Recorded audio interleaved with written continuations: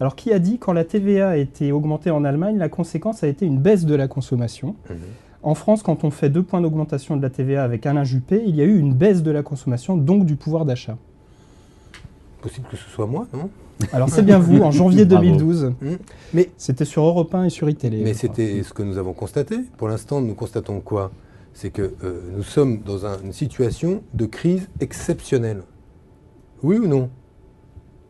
On reste les bras ballants et on se dit... Oui, ok, mais on l'était déjà oui. quand vous avez dit ça. Non, mais j'observe que non seulement le chômage a cru, mais qu'on s'est pris 600 milliards de dettes supplémentaires avec des déficits qui plongeaient. Donc on avait du chômage qui augmente, de la dette qui augmente, des déficits qui augmentent, de la pauvreté qui augmente. Là, qu'est-ce qu'on fait comme choix dans un contexte où on n'a plus de sous? Où le consentement à l'impôt, vous voyez, est aujourd'hui arrivé à un tel niveau qu'on ne peut plus globalement augmenter les recettes. Il faut trouver des solutions pour faire en sorte d'inverser la courbe du chômage. C'est la priorité. Moi, on me racontera ce qu'on voudra. Moi, je gouverne dans le monde réel en ce moment. Et quand on a inversé la courbe du chômage, dans mon monde à moi, celui de l'économie sociale et solidaire, il y a 40 000 emplois pour les jeunes qui ont été créés cette année, sur les 85 000 emplois d'avenir. La courbe du chômage des jeunes, elle s'est inversée. Moi, j'ai fait ça. Donc maintenant, ce qui nous intéresse, c'est d'inverser la courbe du chômage de tout le monde d'ici la fin de l'année. Engagement réitéré par le président de la République il y a quelques jours. Mais tout sera mobilisé là-dessus. Ce que je veux dire, c'est que c'est pour ça qu'on a fait ces 20 milliards de crédits d'impôt.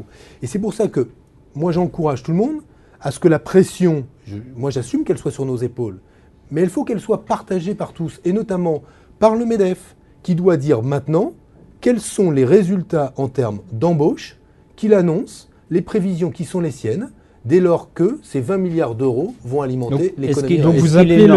Est-ce qu'il est normal que votre ami Michel-Édouard Leclerc bénéficie de ce crédit d'impôt alors qu'il n'est pas soumis à la concurrence internationale? Écoutez, il y a beaucoup de salariés qui sont... Quand je dis votre ami, je mets des guillemets. Écoutez, non, c'est vrai qu'on n'est pas amis parce qu'on ne se connaît pas bien, on s'est vu 3 fois, donc on n'est pas rarement amis avec quelqu'un. Oui, et que vous avez quelques différends. Non, mais c'est pas qu'on a des différends.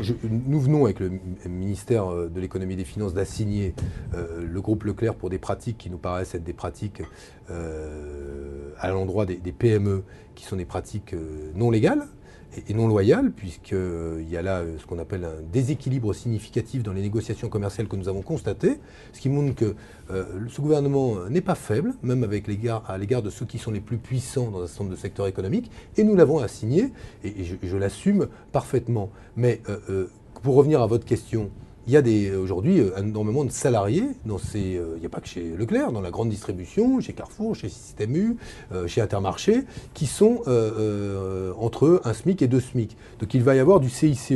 Nous attendons de ces groupes qu'ils aient des stratégies, puisqu'ils développent les drives. Non mais je le dis, ils ont des politiques assez expansives, qu'ils ont des politiques d'expansion à l'extérieur, mais qu'ils recrutent grâce au CICE.